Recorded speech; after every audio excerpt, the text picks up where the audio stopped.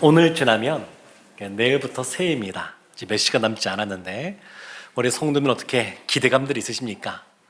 새해를 맞이하면 무엇인가 또 새로운 계획들도 있고 소망하는 것들도 있고 또 기대감들도 있으면 좋은데 그냥 무덤덤하게 한 해를 맞이할 수도 있고 아니면 왠지 내년에는 또 어떤 일이 벌어질까에 대한 불확실성 때문에 마음의 불안함과 두려움이 있는 분이 계실지도 모르겠습니다. 핵심 감정이라는 것이 있는데 그 사람의 어떤 행동이나 사고 그리고 정서를 지배하는 그러한 핵심 감정이 있습니다.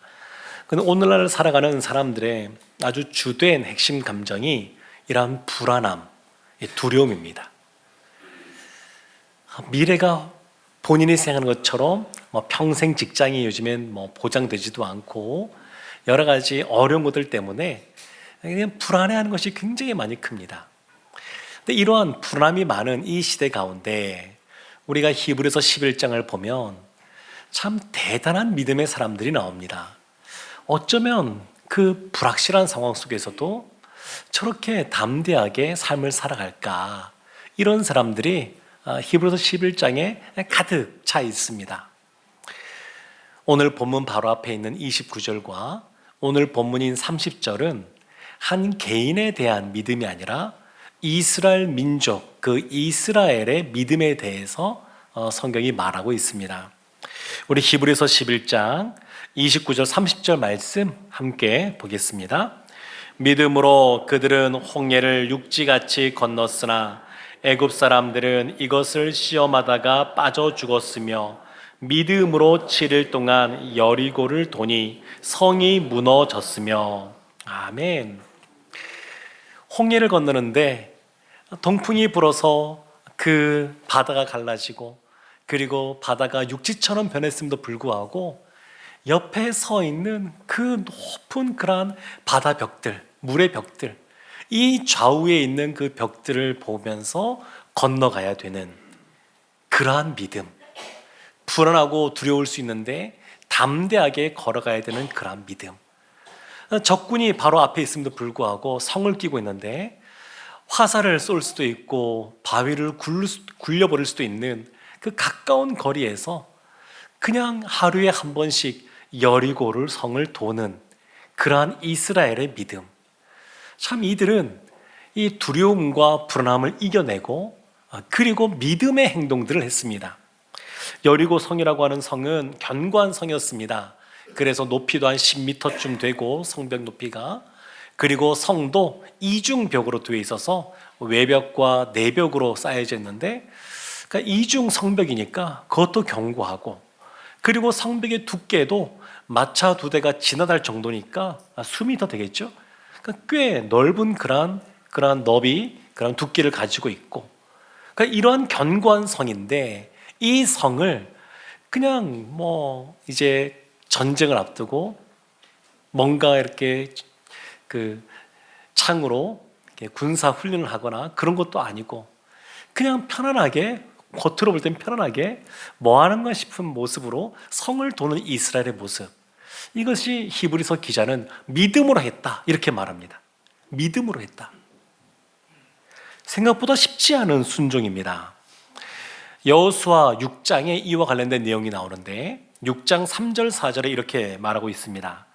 너희 모든 군사는 그 성을 둘러 성 주위를 매일 한 번씩 돌되 엿새 동안을 그리하라. 제사장 7은 7 양각 나팔을 잡고 언약궤 앞에서 나아갈 것이요 7째 날에는 그 성을 7번 돌며 그 제사장들은 나팔을 불 것이며. 하루에 한 번씩 6번, 그리고 마지막 날은 7바퀴, 총 13바퀴를 도는 겁니다. 13바퀴를 도는 것. 그리고 이어지는 말씀을 보면 여호수아 6장 8절 9절 이렇게 말합니다. 여호수아가 백성에게 이르기를 마침에 제사장 7은 양각 나팔 7을 잡고 여호와 앞에서 나아가며 나팔을 불고 여호와의 언약궤는 그 뒤를 따르며 그 무장한 자들은 나팔 부는 제사장들 앞에서 행진하며 후군은 궤 뒤를 따르고 제사장들은 나팔을 불며 행진하더라. 하나님이 여호수아에게 말씀하시고 여호수아가 이스라엘에게 말하고 이스라엘이 그대로 순종하는 모습이 나옵니다. 근데 여기 도는데 아주 눈에 띄는 장면이 하나가 있는데, 그것이 뭐냐면 그 도는 그 이스라엘 무리 가운데에 여호와의 언약궤가 있다는 겁니다. 언약궤. 언약궤는 하나님의 보좌를 상징하는 겁니다. 그래서 성소 안에 그 언약궤가 있는 것이죠. 하나님이 그곳에 계시다라는 그러한 상징적인 의미가 있습니다. 그리고 그 언약궤 앞에는 제사장이 7이 서서 양각 나팔을 붑니다. 제사장은 보통 전쟁이 벌어질 때 나가지 않습니다. 근데 지금은 제사장이 그 언약궤 앞에 섭니다. 그 나팔을 불죠. 다른 이스라엘 사람들은 다 침묵하고 있는데, 그런데 나팔 소리만 불리는 겁니다. 울리는 겁니다. 이스라엘 향하여 이 모든 지금 전쟁이 일반적인 그러한 군사 작전, 그러한 전쟁이 아니라 지금 하나님의 전쟁이라고 하는 것을 이 대형에서 이것을 보여주고 있습니다. 많은 분들이 삼국지 이런 소설을 읽어보셨을 텐데, 삼국지에 보면 이 공성전 벌이는 장면이 많이 나옵니다. 많은 군인을 동원해서 성을 빙 둘러싸고 그냥 물자가 통하지 않도록 그냥 에워싸고 있을 수도 있고, 아니면 적극적으로 사다리도 놓고 올라가고 하면서 전쟁을 벌일 수도 있습니다. 그런데 이런 것들은 다 이해가 됩니다. 더 많은 군대로서, 더 많은 좋은 장비로서, 아니면 전략을 짜서 한다. 그런데 지금 이스라엘이 여리고와 벌이는 전쟁은 이러한 일반적인 군사 작전과 전혀 상관이 없습니다. 뭐 하는 건가 싶을 정도입니다. 그런데 그 특징이 그 안에 언약궤가 있다고 하는 것.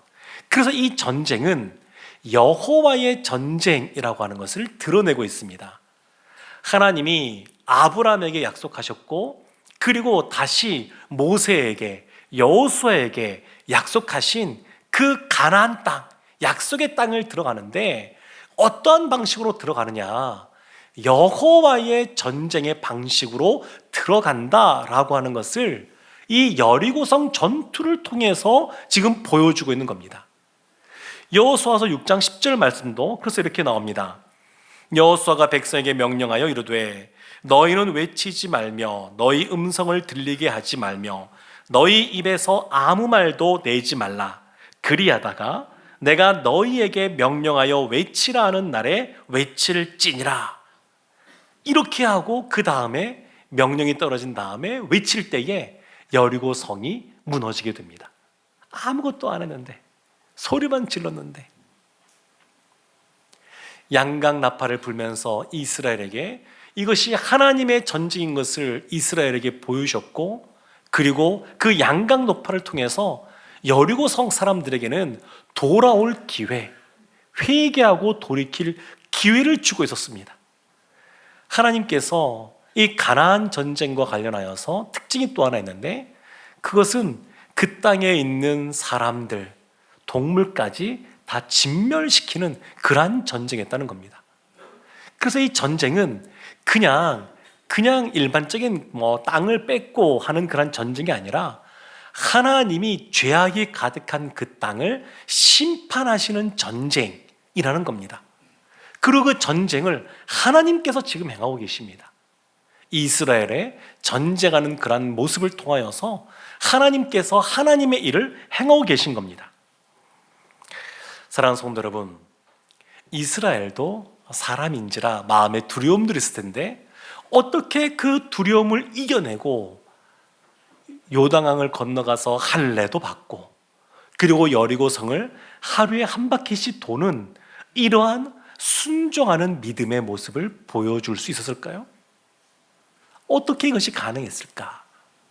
사람의 마음에는 참 두려움이 있습니다. 이 믿음과 관련하여서 믿음을 세 단계로 구분해 볼 수가 있는데, 첫 번째는 믿음은 영접하는 믿음이 있습니다. 영접하는 믿음. 그냥 리시브하는 그런 믿음입니다. 요한복음 11장 12절에서 이렇게 말합니다. 영접하는 자, 곧 그 이름을 믿는 자들에게는 하나님의 자녀가 되는 권세를 주셨으니. 아멘. 영접하는 것, 예수 그리스도가 우리의 구주 되심을 받아들이는 것, 영접하는 믿음이 있습니다. 근데 이것이 다가 아닙니다.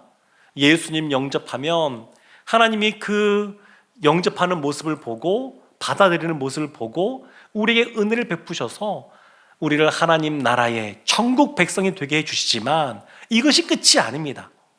디모데후서 1장 12절에서는 이렇게 말합니다. 이로 말미암아 내가 또 이 고난을 받되 부끄러워하지 아니함은 내가 믿는 자를 내가 알고 또한 내가 의탁한 것을 그날까지 그가 능히 지키실 줄을 확신함이라. 아멘. 하나님께서 하나님이 하신 약속을 이루실 것을 확신하는 믿음, 확신하는 믿음이 있습니다. 영접하는 믿음 다음에 하나님의 말씀이 이루어질 것을 확신하는 믿음이 있습니다. 근데 이것이 다가 아닙니다. 세 번째 믿음이 있는데 그것은 모험하는 믿음입니다. 위험을 무릅쓰는 믿음이 있습니다.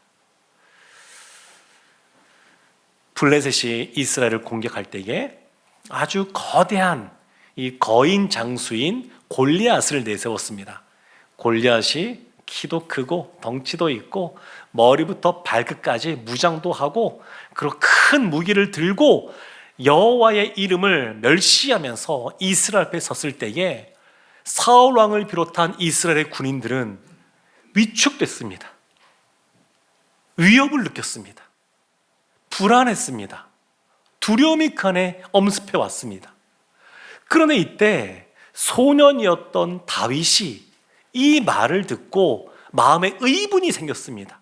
여호와의 이름을 멸시하는 그 골리앗을 향하여 의분이 생겼습니다. 그래서 이 다윗이 나가서 싸우지 않습니까? 나가서 싸우는데 한번 생각해 보십시오. 전쟁을 경험했던 군인도 아니었고 나이도 아직 어린 소년이고 그리고 무기라고는 뭐 칼도 쥐어주지만 뭐 쓸 수도 없으니까 그냥 물매에 돌 하나 딱 들고 나가는 그러한 사람의 모습, 이걸 어떻게 봐야 됩니까? 이것을 정상적으로 볼 수 있겠습니까? 상식적으로 볼 수 있겠습니까? 그럼에도 불구하고 다윗이 그렇게 나가서 그 물맷돌 하나로 골리앗을 이겼습니다. 믿음은 때로는 이러한 위협을 무릅쓰는 겁니다. 위험을 무릅쓰는 겁니다. 성경에 이런 사람이 너무너무 많습니다. 엘리야 선지자가 이방 선지자들과 함께 갈멜산에서 대결을 펼칩니다. 거기는 850명, 이쪽은 1명.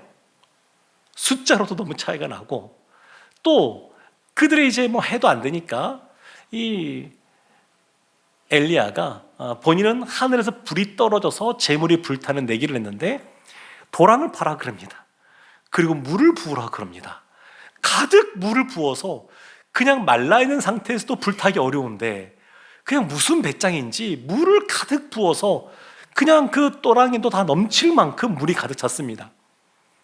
그런데도 이 엘리야가 담대하게 하나님께 기도하여 이 대결에서 승리를 경험하게 됩니다. 이런 것들은 그냥 일반적으로 받아들이기가 쉽지가 않습니다. 다니엘도 그렇죠. 다니엘 노년에 하나님을 또 경배하고 기도하는 사람은 사자굴에 던진다라고 했었습니다. 그런데 이 다니엘이 왕조가 바뀜에도 불구하고 계속해서 총리로 있었던 사람, 정치적인 감각이 얼마나 뛰어나겠습니까? 그럼에도 불구하고 그냥 그런 왕의 명령이 있음에도 불구하고 사자굴에 던져지는 위협 속에서도 그냥 창문 열고 늘 하던 대로 기도합니다. 이런 사람을 보면 오늘날 뭐라고 보겠습니까? 과연 제정신인가? 저 사람 왜 저렇게 하지? 이런 생각하지 않겠습니까? 그런데 성경은 분명하게 다니엘이 믿음으로 이와 같이 행했다고 말하고 있습니다. 바울도 그렇죠. 바울도 세상에 학식도 많고 그리고 뭐 여러 가지 열정도 있고 다 있는데 갖춰진 것이 많은데 그런데 복음 전하는데 그 일생을 쏟습니다. 매도 40에서 하나를 감한 39대 태형을 많이 당하고, 그리고 심지어 돌에 맞아가지고 죽은 사람처럼 되어서 사람들이 죽었다 해서 밖에 내다 버리는 이러한 일을 또 당했음에도 불구하고 굴하지 않고 이방인의 사도로서의 그러한 사명을 끝까지 감당합니다. 우리가 삶을 살아가면서 하나님께서 우리를 인도하시는 방식은 욥기에 보면 이런 것이 잘 나오는데, 하나님은 보응의 원리 속에서 우리를 이끌어 가십니다. 자연의 그러한 질서 속에서 하나님의 사람들도 인도하십니다. 그래서 뿌린 대로 거두게 하십니다. 근데 욥이 이해할 수 없었던 게, 본인은 이와 같이 육체의 질병뿐만 아니라 자녀들이 다 죽게 되고 가산이 다 한순간에 날아가게 되고 아내도 자신을 버리고 이런 일을 자신이 당할 만큼 죄를 짓지 않았음에도 불구하고 왜 나에게 이런 어려움들이 오는가, 이것을 이해를 못해서 너무너무 힘들었었습니다. 나중에 깨닫죠. 하나님은 보응의 원리, 그 이 자연 질서 속에서 하나님의 사람들을 이끌어 가시지만 그 질서의 메인분이 아니라 그 위에 계시는 분이시구나, 이걸 깨닫습니다. 사랑하는 성도 여러분, 믿음이라고 하는 것은 그래서 처음에 어린아이 같은 믿음으로 시작하지만 그가 장성하여서는 기꺼이 많은 믿음의 모습이 있어야 됩니다. 믿음의 발걸음들을 떼야 됩니다. 근데 그렇게 하기 어려운 이유는 뭐냐면 우리 안에 두려움이 있기 때문에 그렇습니다. 과연 이것이 이루어질까? 너무 무모한 것 아닌가? 이런 것들을 붙잡습니다. 근데 이것은 우리만이 아니라 지금 본문에 나왔던 그 이스라엘과 그들을 이끄는 지도자인 여호수아도 마찬가지였습니다. 여호수아가 보기에 자신은 모세의 시종이었습니다. 모세에 비해서 특별한 것이 없습니다. 평범합니다. 모세는 하나님이 부를 때에 그냥 불꽃 가운데 모세를 부르고, 모세가 들고 있었던 지팡이, 그 지팡이를 능력의 지팡이로 사용하셨고, 하나님을 만날 때에 하나님이 모세의 얼굴에 광채도 주시고 그랬는데, 여호수아는 그런 것이 없습니다. 그냥 평범합니다. 우리처럼 평범합니다. 그러니까 그 여호수아의 마음에 모세 이후에 이스라엘을 이끌고 요단을 건너고 가나안 정복 전쟁을 벌여야 되는데 두려운 마음이 있는 겁니다. 그래서 여호수아 1장을 보면 6절에 강하고 담대하라, 그렇게 여호수아에게 말씀하시고, 하나님이 또 7절에서는 오직 강하고 극히 담대하라 이렇게 말씀하시고, 9절에서 보면 강하고 담대하라 말씀하십니다. 우리 9절 말씀 한번 볼까요? 여호수아서 1장 9절 함께 말씀을 합독하겠습니다. 내가 내게 명령한 것이 아니냐, 강하고 담대하라, 두려워하지 말며 놀라지 말라, 내가 어디로 가든지 내 하나님 여호와가 너와 함께 하느니라 하시니라. 아멘. 사람들의 마음속에 두려움이 있습니다. 믿음의 사람도 두려움이 있습니다. 그럼 이 두려움이 어디서부터 시작이 되었느냐? 성경은 보면 아담이 선악과를 따먹은 이후에 하나님이 아담의 이름을 부를 때에 아담이 심히 두려워하였다, 그렇게 말을 합니다.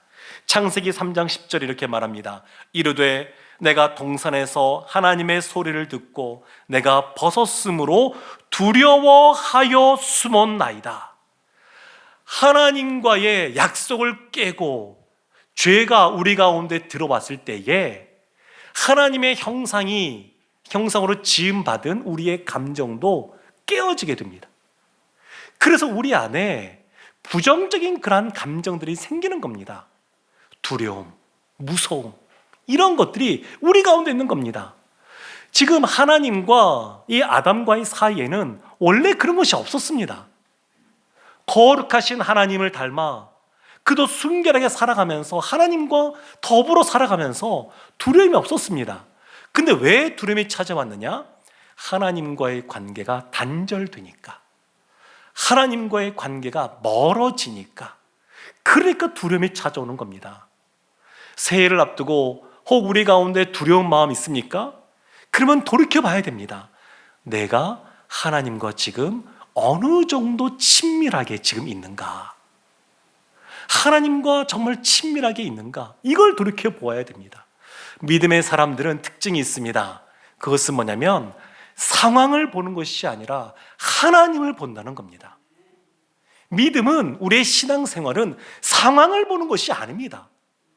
우리의 주인 되시고 우리를 이끌어주시는 선한 목자이시고 약속하시고 지키시는 그 신실하신 하나님을 보는 겁니다. 그래서 우리가 내년을 앞두고도 우리 자신, 또 우리의 자녀들, 우리의 가정에서, 또 우리 어떤 공동체에서 여러 가지 우리가 계획을 할 때에 정말 이것이 이루어질까? 상황적으로 어려운데, 이런 생각을 할 수 있습니다.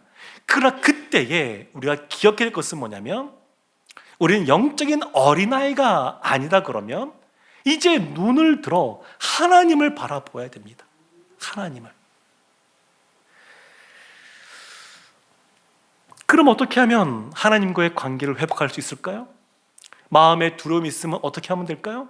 아주 그냥 간단합니다. 하나님께 돌아가면 됩니다. 하나님께 돌이키면 됩니다. 기도라고 하는 것, 이것은 하나님께 돌아가는 과정입니다. 그리고 이런 생각을 할 수 있죠. 지금 여호수아는 하나님으로부터 말씀을 들었습니다. 그것이 여호수아 6장 2절에 이렇게 나옵니다. 여호와께서 여호수아에게 이르시되 보라, 내가 여리고와 그 왕과 용사들을 내 손에 넘겨 주었으니, 이렇게 말, 넘겨 주었으니, 아직 전쟁 안 벌어졌습니다. 아직 전투가 벌어지지 않았음에도 불구하고 넘겨 주었다, 하나님이 이렇게 분명히 말씀하십니다.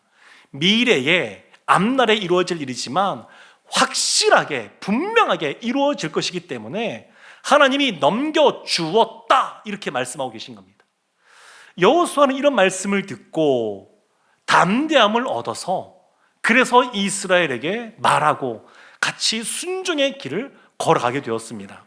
사랑하는 성도 여러분, 근데 우리는 여호수아처럼 이런 직접적인 하나님의 음성, 너는 이렇게 해라, 이런 음성을 들으면 좋겠지만 그러지 못하고 있습니다. 그래도 괜찮습니다. 왜냐하면 우리에게는 이미 기록된 하나님의 말씀이 있기 때문입니다. 이미 말씀해 주셨습니다. 그래서 우리가 하나님의 말씀을 읽을 때 왜 읽습니까? 하나님이 어떤 분이신지 알 뿐만 아니라 그 말씀에 순종하기 위해서 말씀을 읽는 겁니다. 말씀을 이제 묵상합니다. 말씀을 왜 묵상합니까? 묵상은 우리의 현실의 삶에 말씀의 뿌리를 내리는 것이 묵상인데, 그 묵상을 통해서 하나님의 어떤 분이신가 알 뿐만 아니라 그 말씀에 순종하기 위해서, 우리의 삶의 자리, 삶의 터전에서 순종하기 위해서 말씀을 묵상하는 겁니다. 설교 말씀을 지금 듣고 있는데 우리가 왜 설교 말씀을 듣고 있습니까? 이것도 이 설교 말씀을 통해서 하나님이 하신 말씀에 순종하기 위해서 말씀을 듣는 겁니다. 말씀을 암송하는 것도 마찬가지입니다. 말씀을 암송하면서 그 말씀대로 살고자 순종하기 위해서 말씀을 암송하는 겁니다. 사랑하는 성도 여러분, 그래서 하나님께서 여호수아에게 여호수아서 1장 7절 8절에서 이렇게 말씀하신 겁니다. 오직 강하고 극히 담대하여 나의 종 모세가 내게 명령한 그 율법을 다 지켜 행하고 우로나 좌로나 치우치지 말라. 그리하면 어디로 가든지 형통하리니 이 율법책을 내 입에서 떠나지 말게 하며 주야로 그것을 묵상하여 그 안에 기록된 대로 다 지켜 행하라.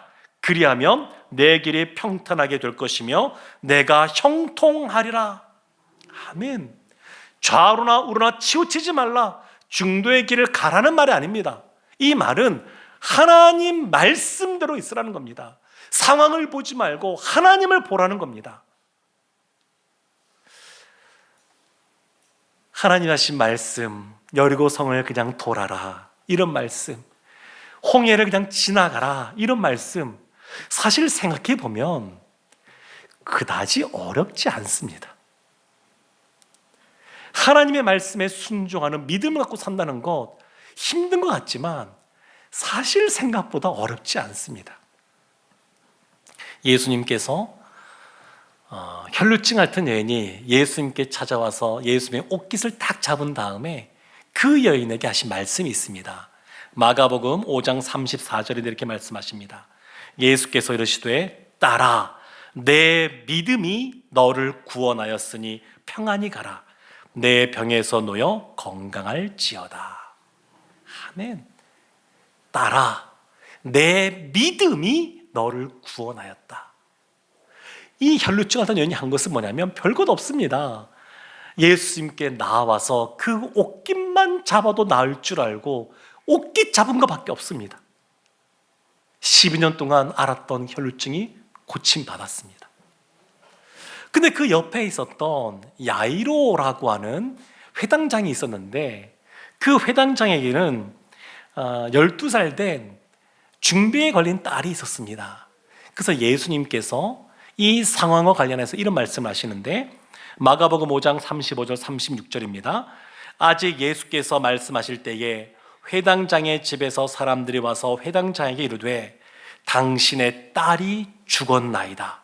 어찌하여 선생을 더 괴롭게 하나이까? 예수께서 그 하는 말을 곁에서 들으시고 회당장에게 이르시되 두려워하지 말고 믿기만 하라 하시고. 딸이 죽었습니다.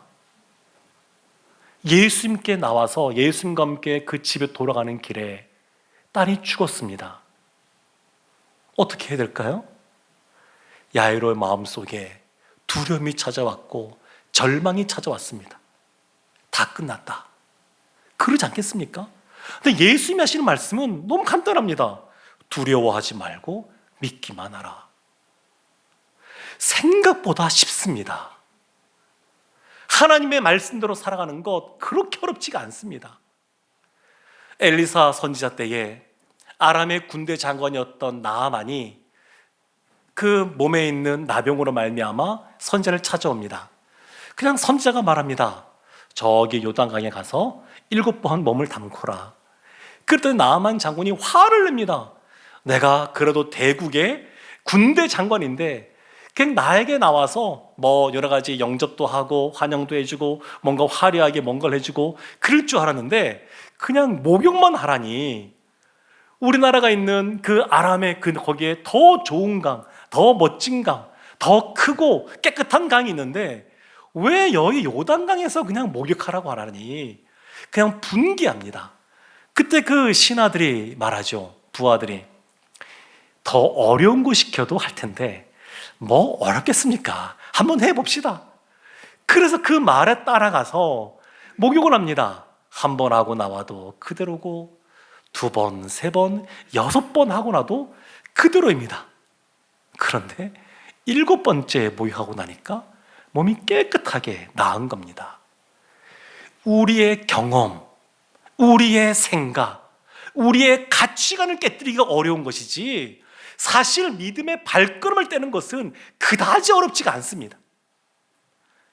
우리는 늘 이 상황에 매여서 이 현실에 매여서 이것을 자꾸 땅을 바라보니까 믿음의 삶을 살기가 어려운 것이지 사실 하나님이 우리에게 요구하시는 믿음은 우리가 감당할 수 있는 믿음을 요구하십니다. 그리고 그 믿음의 발걸음을 뗄 때에 여호수아에게 말씀하신 것처럼 우리의 삶 가운데 형통함이 함께 하실 줄로 믿습니다.